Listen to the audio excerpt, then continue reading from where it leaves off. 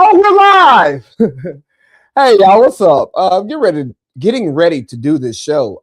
Well, I'm actually doing the show right now because I've already pressed the R and record, and I'm talking into a microphone, and there's a camera looking at me, right? But anyways, I really don't feel like doing the show today. I'm going to be perfectly honest with you. I really want to just sit here in my house and sit in my feelings and sulk. I'm just going to be perfectly honest with you. I'm not going to tell you why, because it's none of your business. It's my personal life. I'm going to keep it personal.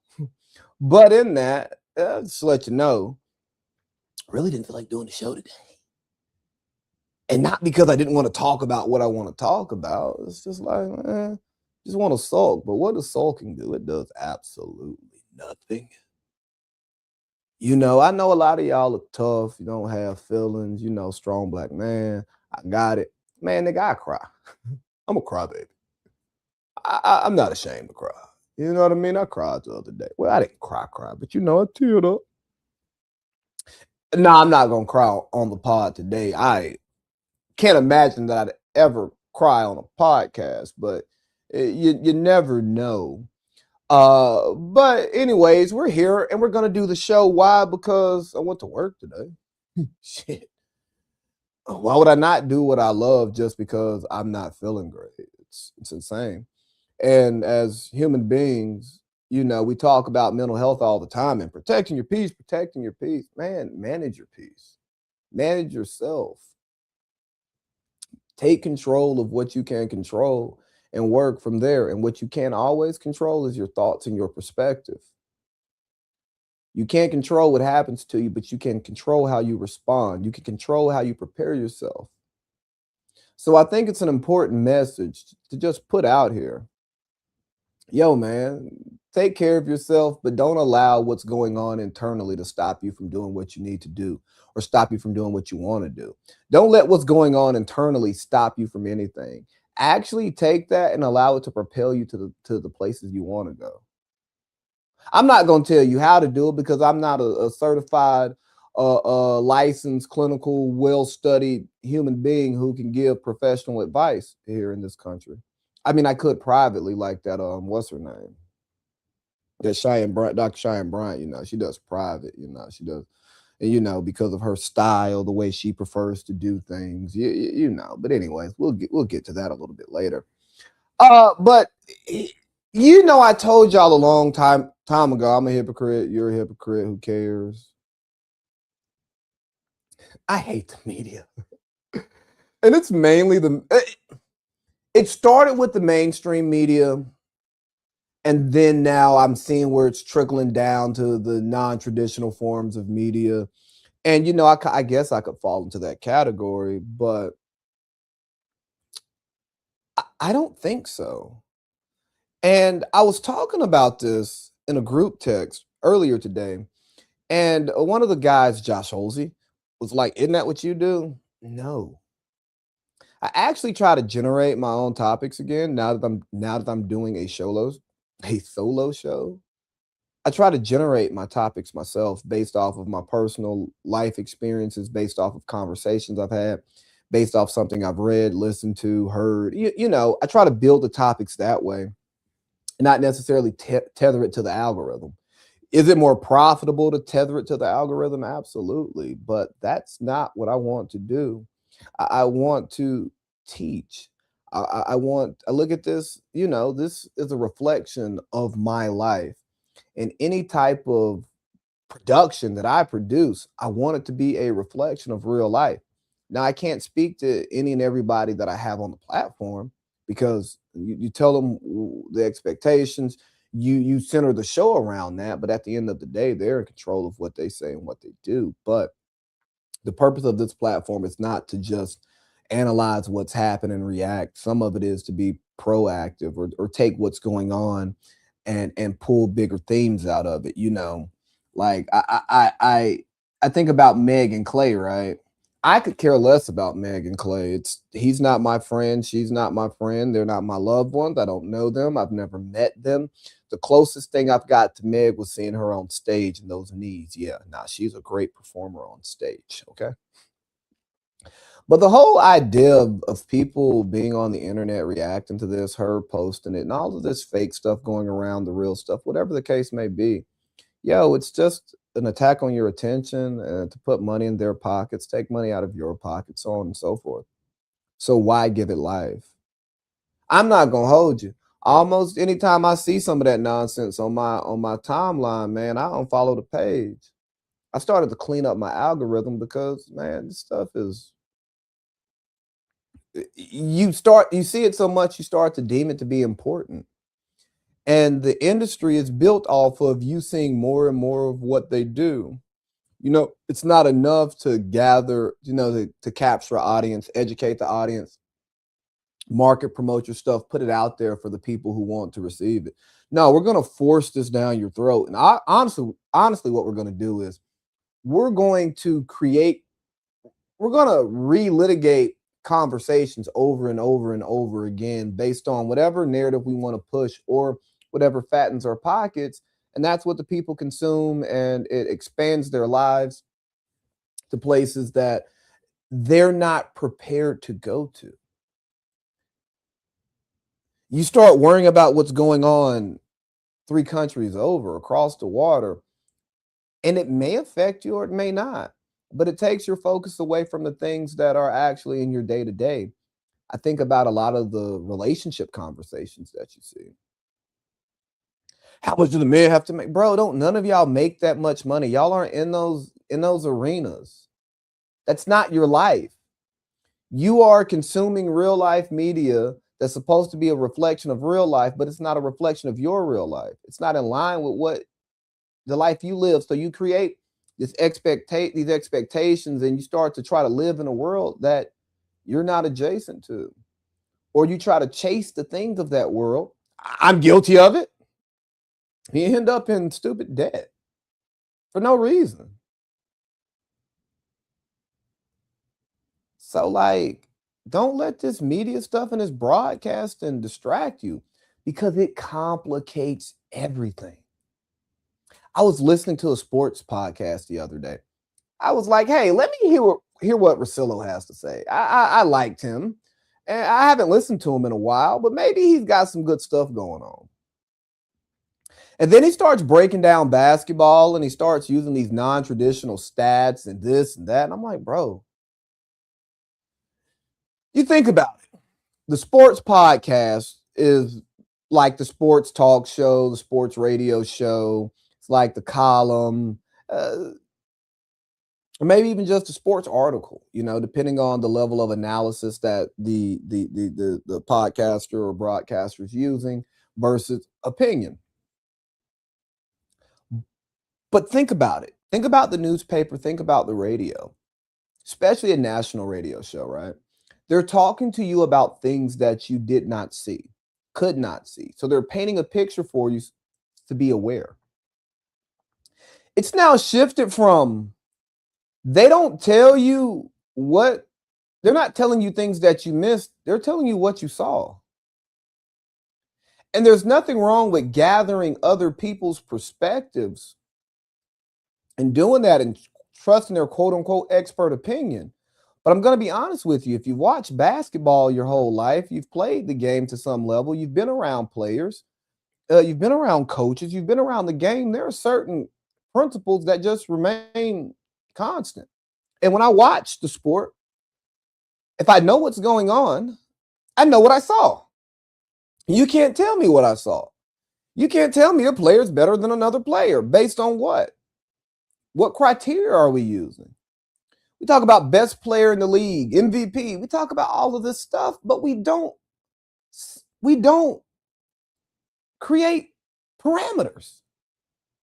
So it complicates things, you know? We're talking past each other more than we're talking to each other because we're coming to different conclusions, but we're using different data. No shit. Some would say some media platforms do it by design. Why? Because it boosts engagement. The more engagement they get, that means the more eyes they've captured, the more people who will interact with them. So guess what? They're going to give you more of that stuff and they get more money. Don't get me wrong. I want engagement. I want interaction, but I want the interaction and engagement to be pure based upon somebody's response to something that was said. I'm not going to just say something to get a certain response. Now, in a real conversation, you might say something to get a response, to set something up and make another point. But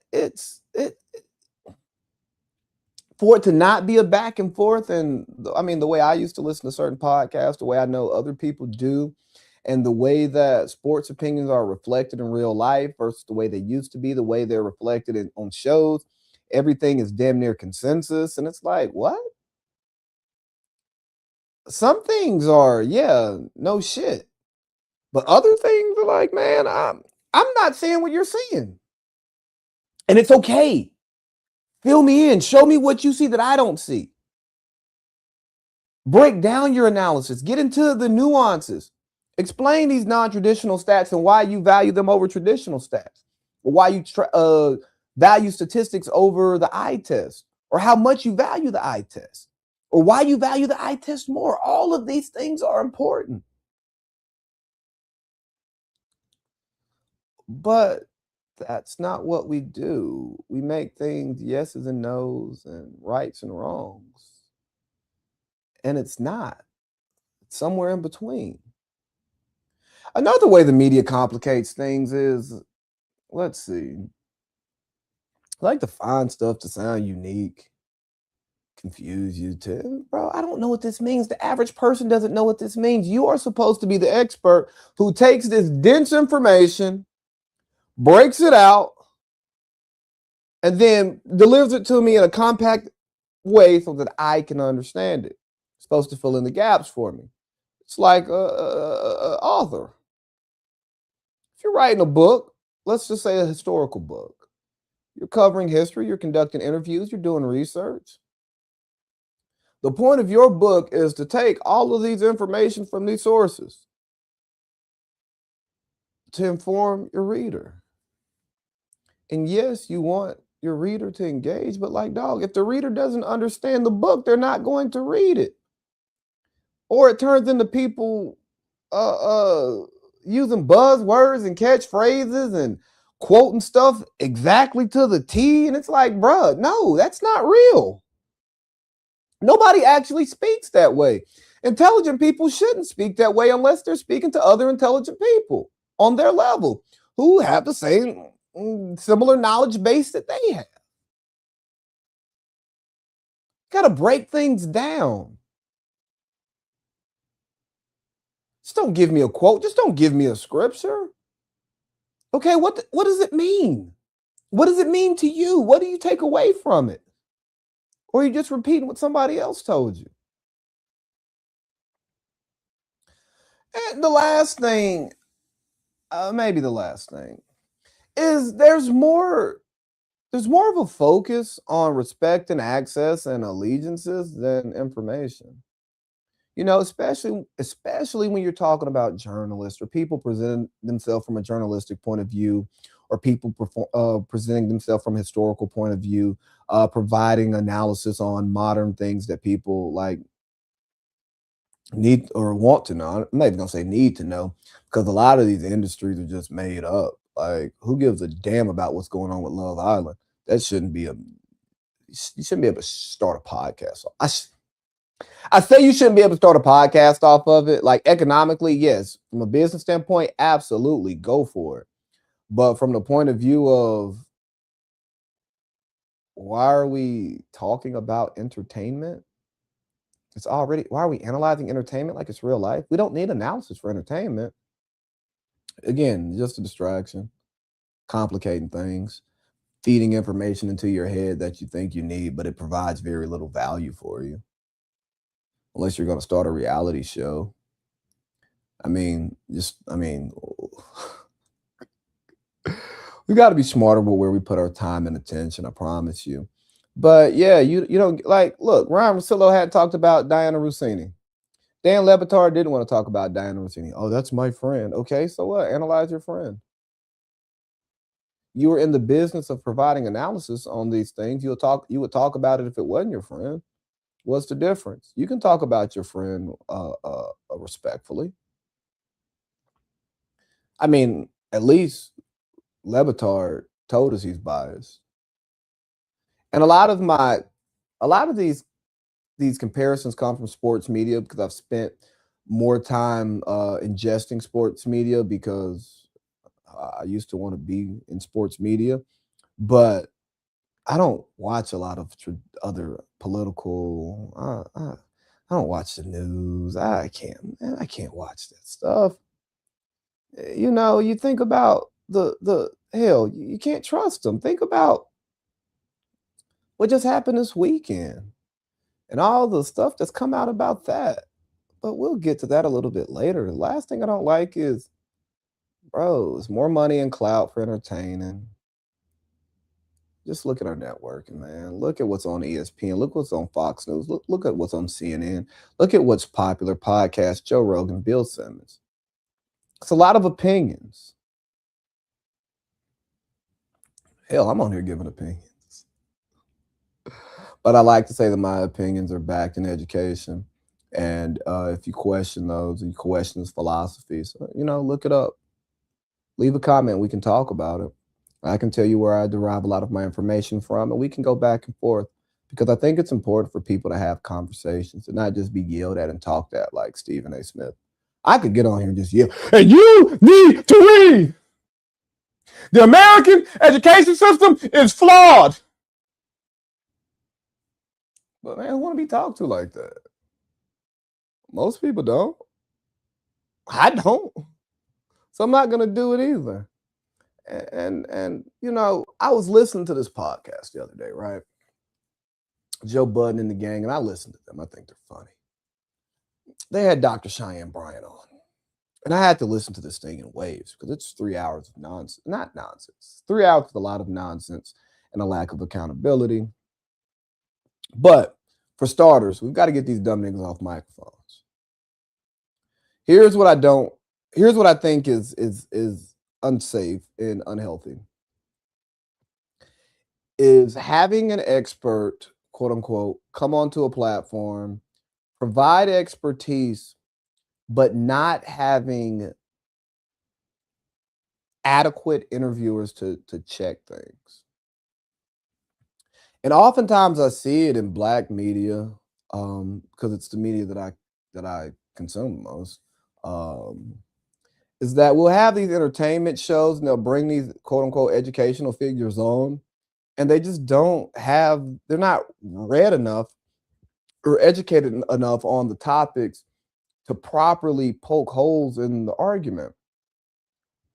And the purpose of poking the holes, it's not about making the person wrong or making them uncomfortable, but challenging their views in a way that they are forced to defend their views based on the information that they've consumed. But when you don't have that, they can talk over you, talk around you, use big words, quote things that you can't reference and properly contextualize. And you say, oh, that sounds smart. One thing I've learned as a communicator, if the people don't understand what you're communicating, it's poor communication. I can think of countless stories and countless individuals in my life where we talked past each other. Why? Couldn't agree on facts. I'm not pointing fingers. It's just honesty. And you can't have an actual back and forth and provide true defenses for the information, the learning is limited. And we don't want to limit learning. But I really have an issue with internet intellectuals. And listening to that conversation kind of took me there. And I put them in two baskets, right? You have these classically formally trained PhDs, degree having people who provide expertise based on their perspective, their research, so on and so forth. But they're in the entertainment world. And I think there needs to be more education in entertainment. And I think there should honestly just be less entertainment, more education and broadcasting and networking. But I don't trust these internet intellectuals. And I call them internet intellectuals because, yes, they have business. Yes, some of them may be professors. They may be doing good research, writing books, all of this stuff, but they live on the internet. They're on the internet pushing these general views. They're on the internet not providing context. And I think it's so important to provide context. They operate in generality so much. And people will take this information and say, oh, they got a PhD. Well, so what? A lot of people have PhDs. I know people with PhDs, masters, JDs. I don't necessarily think all of them are smart. I think they work hard. I think they're smart enough. But that doesn't mean I'm going to follow what they say because I know how some of them live. You know, we don't know how these people live, and we just, not me, but a lot of us just take their words for granted because they're a PhD. But if they're a true PhD, why aren't you pushing learning? Or you're a true intellectual, why aren't you pushing learning? Not learn what you know, think the way you think, come to your conclusions. No, learning. Maybe that challenge helps you learn. It's a crazy thing out here. You know, we live in a world where we don't want our information challenged. We don't want anything challenged. We want to be supported by people. We want to be loved on all the time. But here's the thing, man. You can't get education without challenge. If you take everything for granted or believe what you know to be the truth is the only truth and nothing but the truth, then you're missing the point. And if somebody is a quote unquote intellectual and they're not pushing you to find things for yourself and come to your own conclusions, then don't trust them because they're a snake oil salesman. They push these internet lies and live different real lives, and the person sitting on the computer or on their phone with the headphones in listening to this, they don't know that. They don't look at it as, hey, this works for the algorithm. I'm pushing this to make more money to drive up engagement. Maybe I am a true intellectual, but I've sold out my intellect for money. And once you start to see intellectuals selling out for money, I'm not saying you can't be intellectual and get to the bag. No, there are smart things that deserve to make money. But when we start getting to that world of thinking and philosophy and psychology and sociology and a lot of, you know, the people stuff, man, it takes it's not a one-way thing. And if money is what's driving you and pushing that, and that's your primary source of income, I don't trust it. I shouldn't tell you not to trust it. I say I don't trust it. Because what's your end state? What's funding you? Who's funding you? And what do they want us to know? Now, another set of internet intellectuals I don't like are just the people who done started watching YouTube docs, reading, but they don't open their minds up. You know, again, they probably follow some of these same internet intellectuals, the formally trained internet intellectuals, and regurgitate a lot of what they say, or they find these dark, cryptic, alternative history people and just eat up what they're saying. Hey, they got to make money too. And now I'm somebody who gets into alternative history. I really like alternative history. Studying alternative history has changed my mind on a lot of things, but it's only changed my mind because I had a mind that was built off of traditional history. And for all the years that I've studied and learned traditional history and believed it to be true, traditional Western history, excuse me, I've now kind of changed course. And now I'm looking at history from different perspectives because I'm trying to learn the different perspectives, right?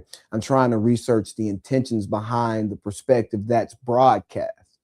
Because then when you understand that, you also understand what to do with the truth. I've spoken to a lot of people who known more about history than me before I did, right? But you have the truth and you have nothing to do with it, or you don't have anything to reference it with to then get somebody who doesn't believe what you believe to come across. I was having a conversation with somebody earlier today, actually, and we were getting into like some world stuff, some United States stuff. And the person made a point, and I was like, "Well, what makes you believe that?" It's like, "I know that." How the hell do you know? And got to explaining the process, and I'm like, "Well, that doesn't equate knowing. It's a belief that could be right." I'm not getting into the content of your argument, the substance of it. No, I'm just saying on the surface, I reject that because you say you know. If I've learned anything on this journey of gathering more information, is that I don't know that much. I'm comfortable in saying I know more than a lot. I'm comfortable in saying that I'm constantly analyzing and I'm constantly learning. But I also know that I don't know anything. Excuse me, I don't know much. I know some things. And I look at it like this: go to a party, a fight breaks out. Everybody there is likely going to tell a different version of the story for whatever reason. So if that can happen in our day-to-day life, why can't we apply that same thing to anything, to history? And a lot of these non-classically educated, formally educated internet intellectuals don't know how to frame an argument. Like, hey, what data set are we using? What time period are we using?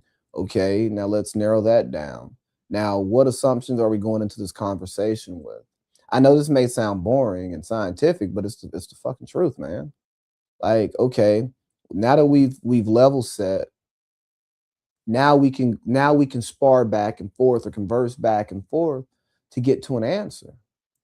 But a lot of these non-formally trained internet intellectuals haven't done real research, haven't had to pull conclusions from a data set and then like shrink that data set and speak to those conclusions based off of the shrunken data set as opposed to a more broad data set, right? Because when you have a more broad data set, you can come to more conclusions. There's more opportunities for variance.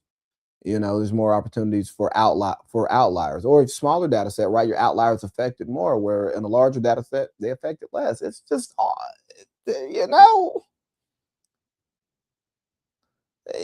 You just if someone's never done it and they don't know how to do it, it then makes it hard to have a conversation. And then again, if we can't communicate effectively, then what are we doing? It's a waste of time because we're going to talk past each other instead of talking to each other. I hate poly markets. I think it's nasty and predatory and it's like, oh well, it's just people. The lines are set by the people based on where the money goes. So it's Vegas. Yeah, the bookmaker set the line, but the cash affects the movement of the line. Yeah, this is no different. But now it's in your phone, and there's promotions, and there's the flashing lights, lights, lights. There's the threat of addiction. There's all of these different triggers, and I shouldn't say triggers. There are a lot of different stimuli, and gambling and throwing money into these markets. I mean, like this Kalshi shit is bullshit. It should be illegal. Like, why? How can I wager on world events? Because if I can wager on world events, that means the people who are in charge of said world events could wager on those world events.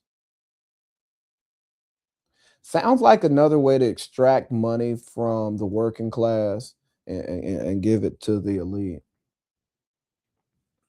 You know, I really look at a lot of things so differently now when I learned to follow the money. And you look at who owns things, you look at who makes rules, who they're close to, what their rules or laws, who they benefit as they shift.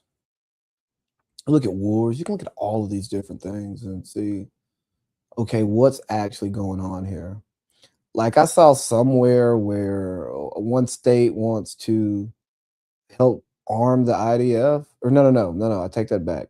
Wants to give Americans who fight in the IDF American military benefits. No, nigga. You're not fight. You're an American citizen fighting another military. I think that's bad enough. And I know, I mean, because I know when shit, we don't give United States, we don't give people security clearances if they are dual citizens. And just from a military point of view, I wouldn't trust a dual citizen. Yeah, they may mean well. I just no, because at the end of the day, your interests are in the interests of our country, and if you are fighting if you're in the military, your interests need to be aligned with the country's larger national interests, international interests, which is why I got out of the military. One of many reasons, but the main reason was I ain't aligned with this shit. I don't want to be part of the war machine anymore, so I'm not. At first, I didn't think it was a war machine. Then I said, "Oh, it's a war machine." Gained more information, came to new conclusions, changed my life. Some could say I messed up, especially given how I'm living right now, but I'm okay with it. And that's the beauty of life. Just be okay with what you do. Man, I'm all over the place right. Another thing, what's the point of living a life of luxury or even striving to live a life of luxury? You know, I saw something that or heard something actually from Dr. Cheyenne Bryant that said family's the real wealth. Now, mind you, she pushes that on the internet, but nothing about her real life says that family's wealth, and she's more interested in money being her wealth. But family's wealth. So I think we should look to reprioritize our lives because yes, having money is nice, and yes, it is a means to an end. But what's your end? If money is the end, how much is enough? When do you know you have enough money? What's the difference in a luxury t-shirt and a non-luxury t-shirt? I'm not saying don't buy luxury things. I buy name brand things. I don't buy just all generic stuff. No. A lot of that is because I was caught in the whirlwind of consumerism and thought that's what yeah, status symbol. But is it really? Why are you projecting your like your status is your status. And yes, symbols help people identify your status, but symbols also can confuse people about your status.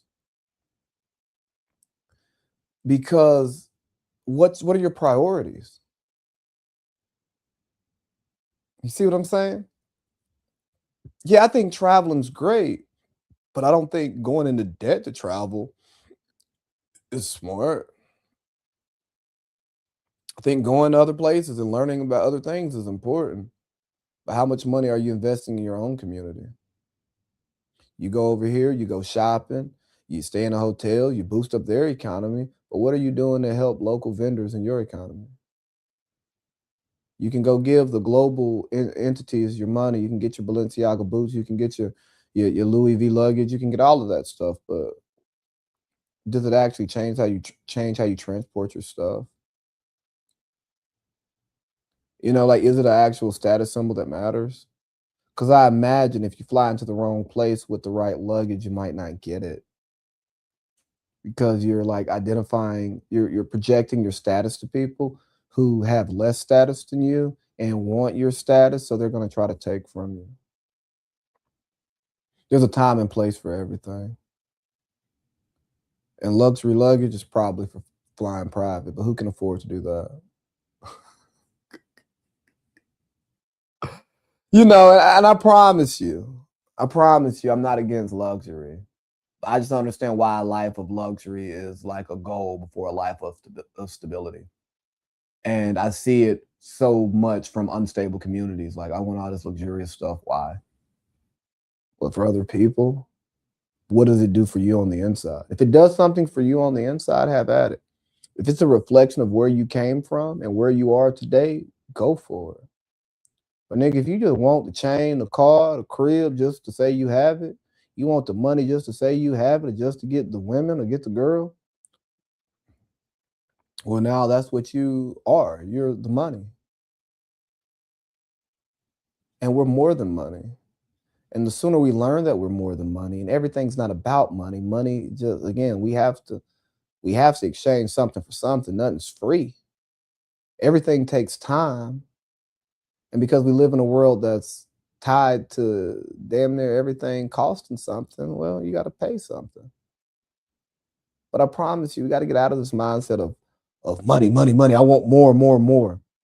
Hey, the quickest way to increase profit is to cut costs.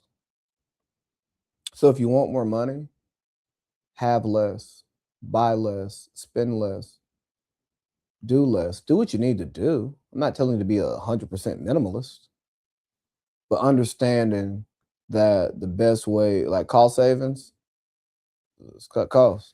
You know what I mean? Why you think they do layoffs when companies are losing revenue? It's like, oh, we're losing revenue, our profit margins are shrinking.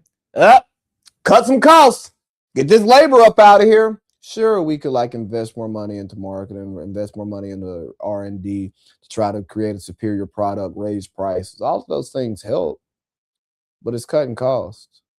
So if your goal is to be rich, yeah, you got to make more money, but you also got to spend less. And I challenge you, don't want to be rich, want to be free. Because a lot of people are rich, but they're not free. I was having a conversation with a friend earlier this week. We're talking about NBA players and stuff. And I'm like, man, they barely even own their money.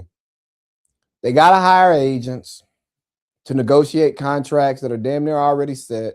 How old are you? What's the market? What are your statistics? What's your character record? Like, you know what I mean? Pretty much set in stone. I don't need an agent to go negotiate that for me.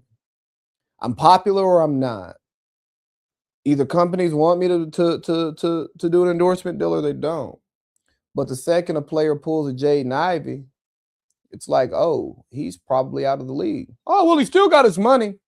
Yeah, but he has a specific set of skills that he spent the majority of his life doing. That's not the most easily transferable skills. Also, what he done was projected on a national, international spotlight. Why? Because he plays in the NBA. And why? Because media companies and blogs can make money off of talking about it or posting about it. Yeah, all of that stuff goes into it. But now he's pretty much done, and he can't. His earning potential is hurt.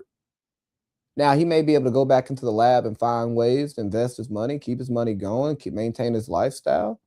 But this guy, he publicly stood up for his religion,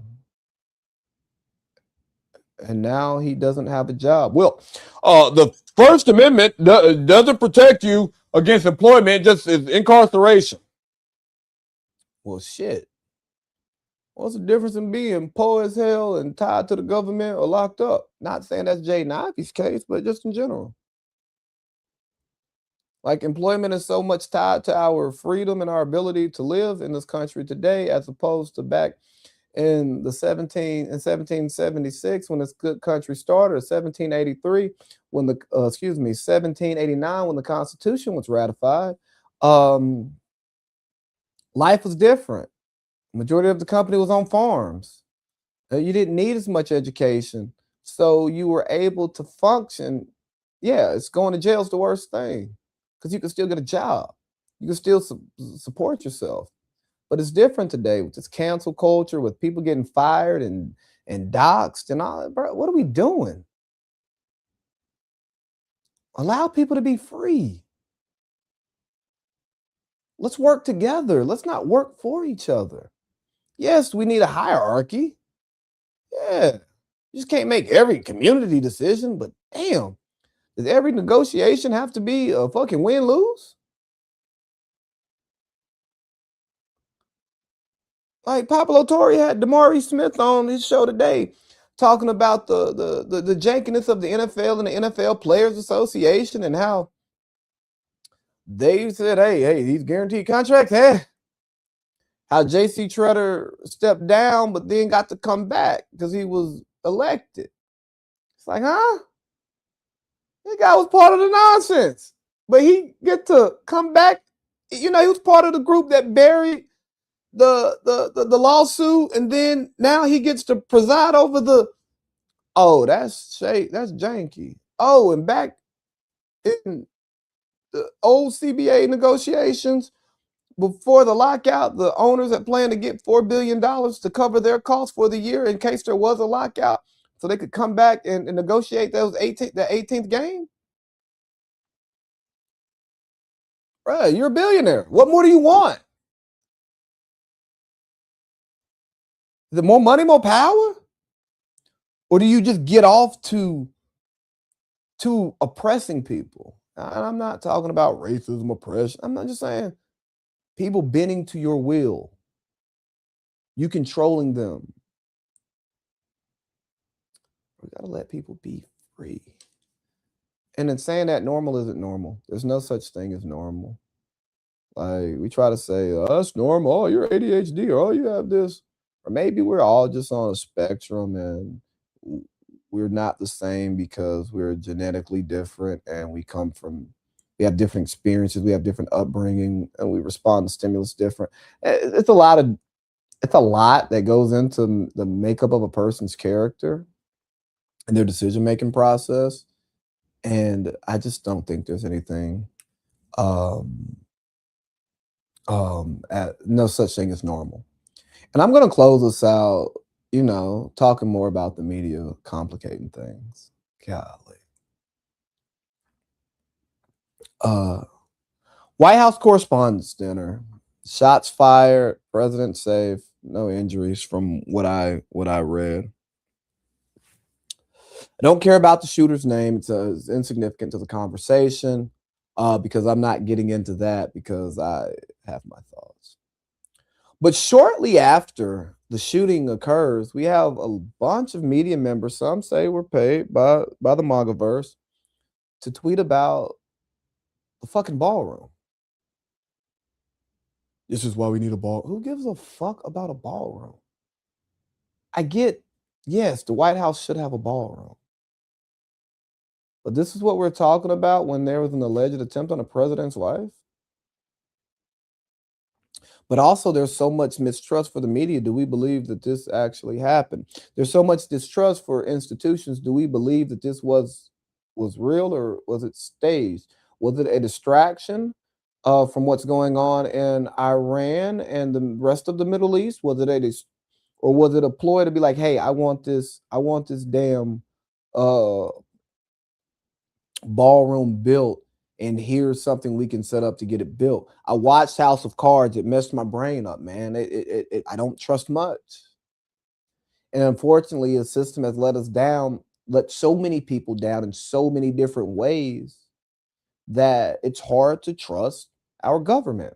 It's hard to trust our media. Why? Because the government is manipulated and the media is owned and manipulated by our billionaire elite class, and then supported by the millionaire class. And then the 100,000-aire class thinks they're close enough, so they fall in line. And then so on and so forth. And hey, you can try to climb that ladder, but the statistics say it's getting harder and harder. The richest people in the world, the top 1%, I think I read somewhere, controls like 50% of the world's wealth. That's insane. How does so small group of people have so much wealth? And we say, hey, we, we got to keep this up because when I get my shot, I'm going to exploit whoever the hell I can to get mine.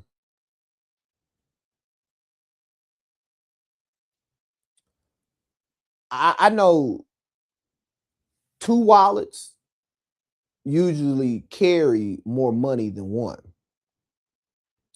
Usually, two people can do more work than one person. You know, that's why we hire crews to do stuff. That's why people hire a staff to support them. That's why you have business partners and you have ownership groups, a community of people working together towards a common goal. Well, if we as people, the proletariat, Americans, black folks, white folks, I don't care who you are, if you stop trying to bite off the head of your neighbor and start working with your neighbor, you'll have a better neighborhood. You'll have a bigger neighborhood. And then you can grow a community of people with common lifestyles, things in common. Wow, that was terrible. Common lifestyles, things in common. You're better than that, Adam. But you can have people with common beliefs, lifestyles, living close together, spreading out because, you know, your neighbor talks to their neighbor and their other neighbor. And then they, you know what I mean? And then y'all become a cul-de-sac group and y'all hang out. And then the people outside the cul-de-sac see y'all outside barbecuing and they say, hey, man, we got some beers and some brats. Can we come join? And then they show up, right? And then because we're sharing with each other, we're not just trying to get over on each other. And if we started to share more as people, I'm not saying just give up everything you have, but if we just started to share more, we have a better society. If we started to trust more, we'd have a better society. And if we weren't so distracted by the money making industries that only want to make money and don't give a damn about us, they just need bodies to consume, dollar pockets to take from so they can pursue their own ventures. Once we learn that's what it is, and most of us who have these independent goals of wealth and riches, once we learn we can't, we're better off not doing it by ourselves. We're better off doing it together and building a collective community. We'll be in a better place. But until then, keep getting distracted and confused by the media. And I'm going to keep sitting here trying to unconfuse you. I'm not right. I don't know everything. I'm just providing another perspective. Those are my afterthoughts.